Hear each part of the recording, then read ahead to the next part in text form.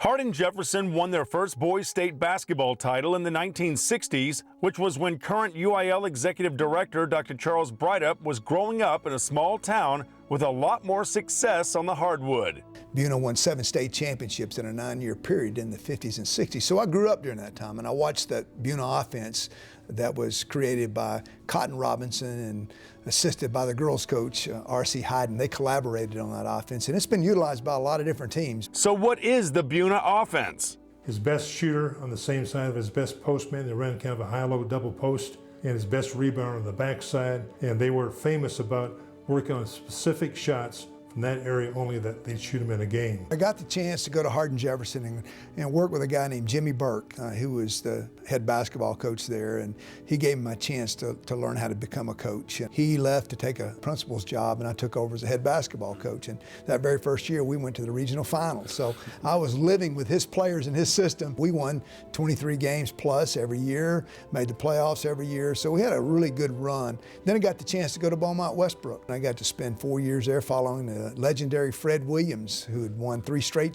state championships at Beaumont Hebert. I chose to leave Westbrook to go back to Hardin-Jefferson. I thought that was a unique opportunity for a basketball coach to be the athletic director in the state of Texas. In that first season back, the Hawks beat Buna in the spring of 1990 to reach the playoffs, only to lose to Center in the area round. We had learned to get better. We had developed in that first year of him being back. But we had not quite developed that real winning mentality. We lost, I think, 10 games where we had a lead in the fourth quarter and lost the game. He felt like that we weren't very mentally tough.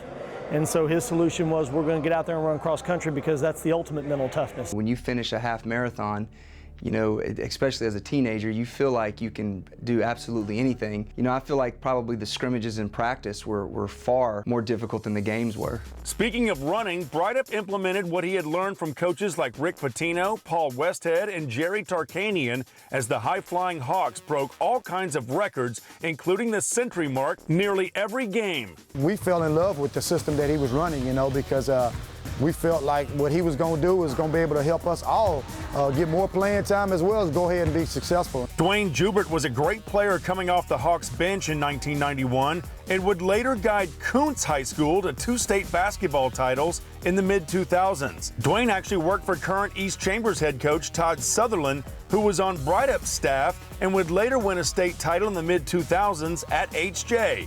We could really shoot the ball. We had 3-point shooters. The year we won it, we had 2 6'7" guys.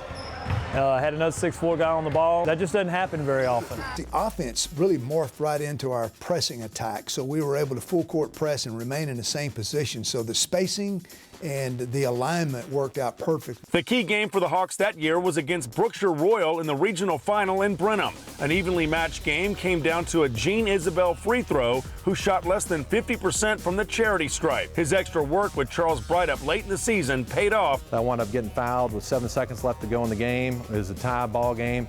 He called out a timeout just to kind of say, hey, you got this one. And I gave him a thumbs up, went over there and hit the free throw, and we won the game by 1.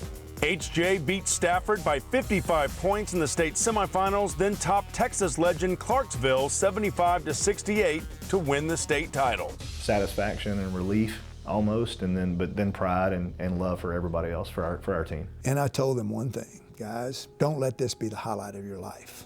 With all of the great accomplishments on the court, that team's not about basketball. It's about the success that so many of these great men have had beyond high school. Those boys, of the starting 5, all 5 of them have a doctorate degree.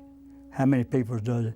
They wasn't only good basketball players, but they're smart, intelligent people. You go 37-1 and win a state championship. There's a lot of satisfaction, a lot of fulfillment for that. What my set of friends has done as adults and in society, so to speak, I think is even a better accomplishment than what we did 25 years ago. We had some great accomplishments, but as Coach said, you know, it was not our defining moment. Great family men, they're great husbands, great fathers, and I think a lot of that groundwork was set a long time ago.